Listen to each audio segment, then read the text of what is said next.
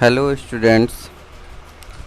Today's our next topic is about photosynthesis.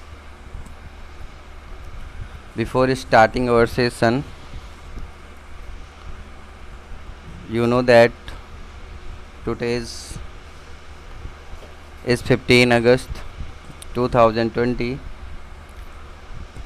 We and our country celebrates this festival and congratulates to each other.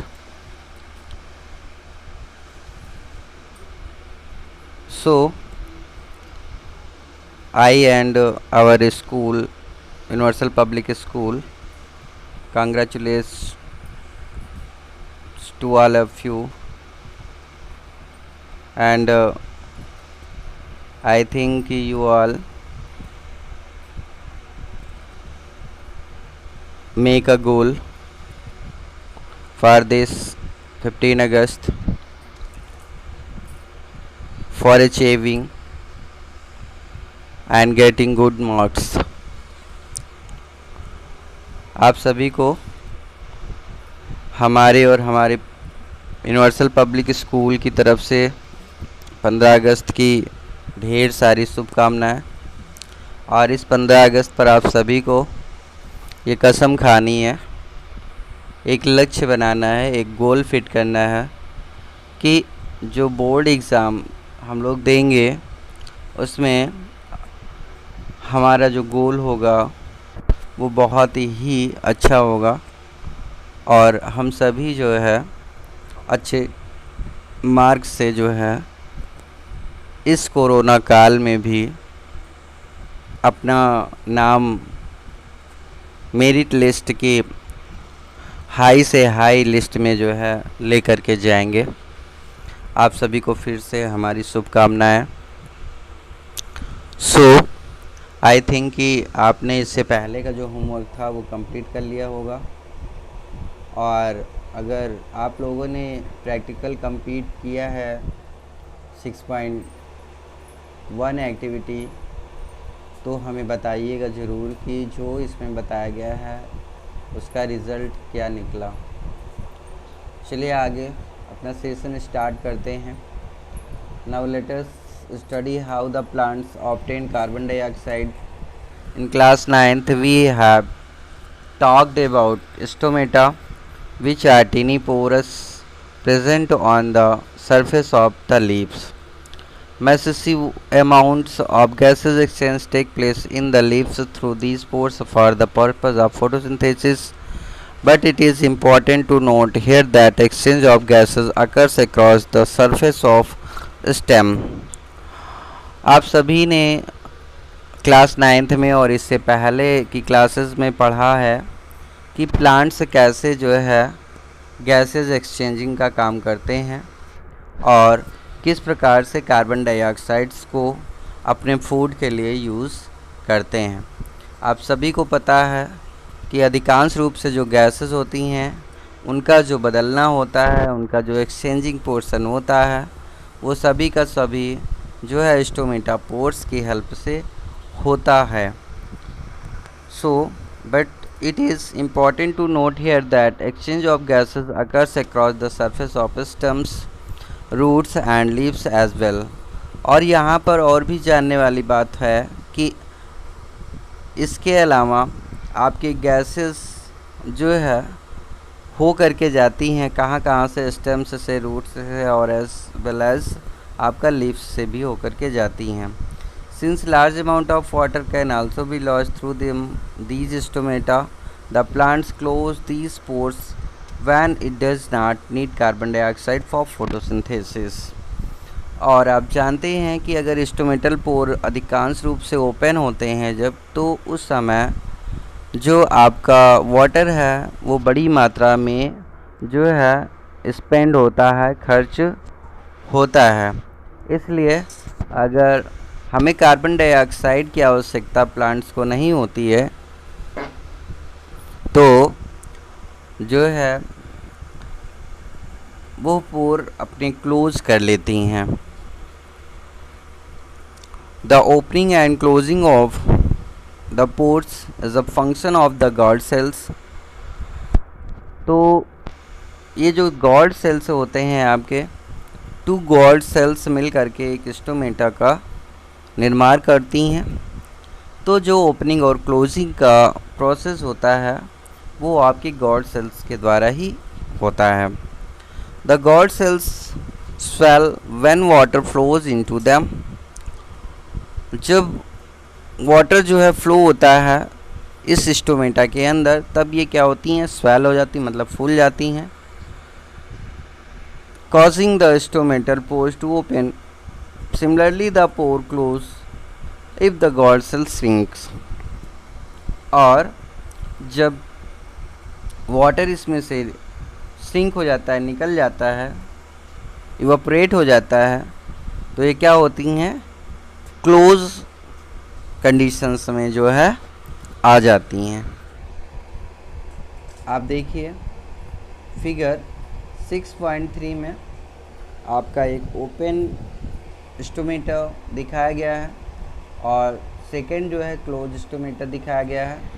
इसमें आप देख रहे हैं कि chloroplast के पिगमेंट्स आपको दिखाई दे रहे हैं और स्टोमेटल पोर जो बीच का पार्ट होता है उसे हम स्टोमेटल पोर कहते हैं और दोनों गॉड सेल्स हैं, आप देख रहे हैं यहाँ पर। ठीक है, तो आई थिंक कि आप सभी को स्टोमेटा समझ में आया होगा, ठीक है ना।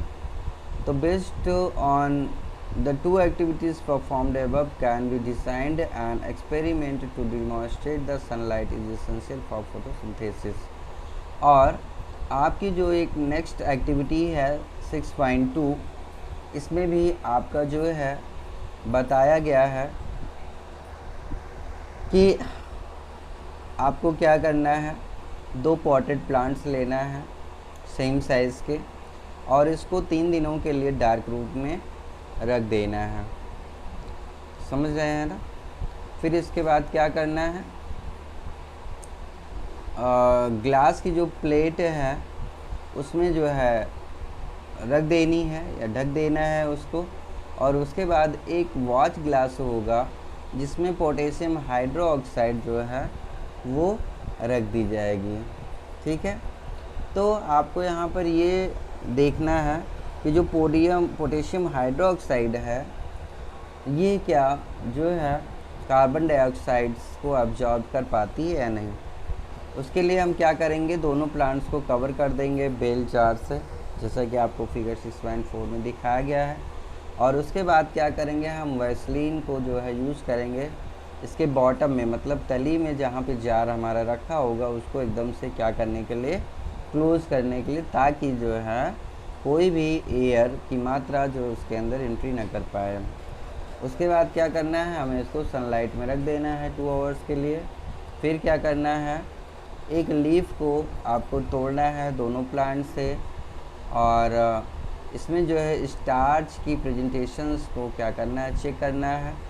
फिर क्या करना है, क्या दोनों प्लांट में जो स्टार्च की मात्रा है वो सेम है या फिर नहीं है, और आपको इस एक्टिविटी से क्या कंक्लूज़न जो है निकला। तो आप देख रहे हैं कि केवल एक ही प्लांट में जो है, एक है जो प्लांट उसी में केवल वॉच ग्लास में पोटेशियम हाइड्रोक्साइड रखा है, दूसरे में नहीं रखा हुआ है। तो आपको ये एक्टिविटी आपको परफॉर्म करनी है। तो यही प्रोसेस, जो ये प्रोसेस बताया गया है आपको, उस प्रोसेस के दौरान आपको ये देखने को मिल रहा है कि फोटोसिंथेसिस की प्रोसेस में जो है सनलाइट किस प्रकार से ज़रूरी होती है। So for we have talked about how autotrophs meet their energy requirements, but they also need other raw materials for building their body. Water used in photosynthesis is taken up from the soil by the roots in terrestrial plants. Other materials like nitrogen, phosphorus, iron and magnesium are taken up from the soil. Nitrogen is essential elements used in the synthesis of protein and other compounds. जैसा कि आप सभी जानते हैं कि हम लोग autotrophs के बारे में बात कर रहे थे कि ये लोग अपना जो है एनर्जी किस प्रकार से प्राप्त करते हैं, ठीक है ना। और इसके अलावा जो अपनी बॉडी बिल्डिंग्स का काम करते हैं, ये बाहर के रॉ मटेरियल्स को भी यूज़ करते हैं अपनी बॉडी बिल्डिंग्स के लिए। तो जैसा कि आप जानते हैं कि फोटोसिंथेसिस के प्रोसेस में सॉइल और रूट्स जो होता है, सॉइल के अंदर जो रूट्स पाए जाते हैं टेरेस्ट्रियल प्लांट्स में, वो क्या करते हैं, फोटोसिंथेसिस के दौरान जो है वाटर को यूज़ करते हैं, और जो से कि अदर मटेरियल्स नाइट्रोजन है, फास्फोरस है ना, आयरन है, मैग्नीशियम है ना, ये सारी चीज़ें भी सॉइल के माध्यम से ही हमें प्राप्त होती हैं। और नाइट्रोजन जो होता है वो बहुत ही एसेंशियल एलिमेंट्स होता है किसके के लिए, सॉइल के लिए, नाइट्रोजन फिक्सेशंस के लिए, जैसा कि आप लोगों ने पिछली क्लासेस में पढ़ा है, ठीक है ना। This is taken up in the form of inorganic nitrates और नाइट्राइट्स। तो ये किस फॉर्म में जो है पौधों को मिलता है, नाइट्रेट्स और नाइट्राइट्स के रूप में, और it is taken up as organic compounds which have been prepared by bacteria from atmospheric nitrogen. और ये कैसे तैयार की जाती है, आपको क्लास 8 में बहुत डीपली पढ़ाया गया था कि नाइट्रोजन जो फिक्सेशन होता है वो जो है बैक्टीरिया होते हैं, और नाइट्रोजन को जो है कि एटमॉस्फेयर में प्रेजेंट होती है उसको जो है कन्वर्ट करते हैं नाइट्रेट्स और नाइट्राइट्स में। इस प्रकार से सॉइल में जो है ये नाइट्रेट पाया जाता है, और प्लांट्स जो है ज़रूरत के अनुसार इसको जो है यूज़ करते रहते हैं। अंडरस्टैंड।